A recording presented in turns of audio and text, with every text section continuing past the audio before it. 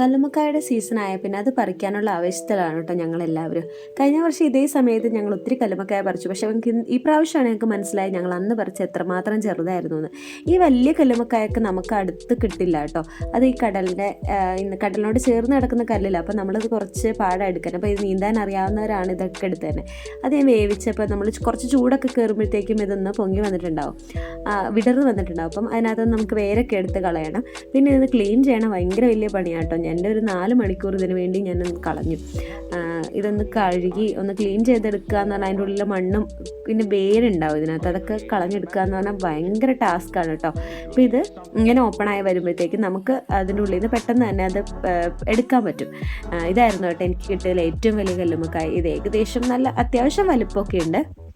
അപ്പോൾ ഇതിനകത്ത് ഞാൻ ഓൾമോസ്റ്റ് ഇപ്പോൾ മണ്ണൊക്കെ ആദ്യം തന്നെ കഴുകി കളഞ്ഞുകൊണ്ട് അധികം ചെളിയോ മണ്ണുകളോ ഒന്നുമില്ല. എന്നാലും അതിൻ്റെ ഉള്ളിൽ കുറച്ച് വേസ്റ്റൊക്കെ ഉണ്ട്. അതൊക്കെ നമ്മൾ കളഞ്ഞ് ക്ലീൻ ചെയ്താണ് എടുത്തത്. ഇപ്പോൾ വേവിച്ചത് കൊണ്ട് തന്നെ അത്യാവശ്യം ചൂടുണ്ട്. ചൂടുള്ളപ്പോൾ എടുത്ത പെട്ടെന്ന് ഈ ഇറച്ചി ഇത് പറഞ്ഞു പോരാൻ എളുപ്പമാണ് കേട്ടോ.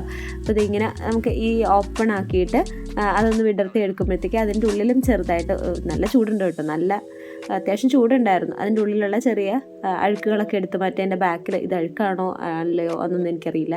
എനിക്ക് തോന്നുന്നതൊക്കെ ഞാൻ എടുത്ത് കളഞ്ഞു. അപ്പോൾ അതൊക്കെ എടുത്ത് മാറ്റി.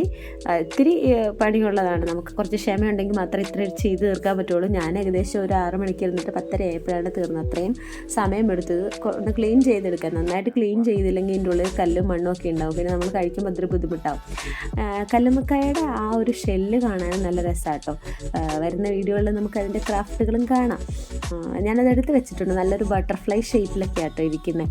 അപ്പോൾ നമ്മൾ അത്യാവശ്യം നമ്മളൊന്ന് ക്ലീൻ ആക്കിയിട്ടുണ്ട്. ഓൾമോസ്റ്റ് എല്ലാ കല്ലുമ്മക്കായും ഓരോന്നെടുത്ത് ഞാൻ ക്ലീൻ ചെയ്തതിന് ശേഷം, കാര്യം നമുക്ക് അത് പ്രധാനമാണല്ലോ. അപ്പോൾ ഞാൻ ആദ്യം ഈ ചൂട് പോകുന്നതിന് മുന്നേ എല്ലാം ഒന്ന് പറിച്ചിട്ടു. ഇനി എല്ലാം ആദ്യം തൊട്ട് ക്ലീൻ ചെയ്യണം. ഞാനിങ്ങനെ വെള്ളത്തിലെടുത്തിട്ടിട്ട് രണ്ടാമത് കഴുകി ക്ലീൻ ചെയ്യുക കേട്ടോ ചെയ്തത്.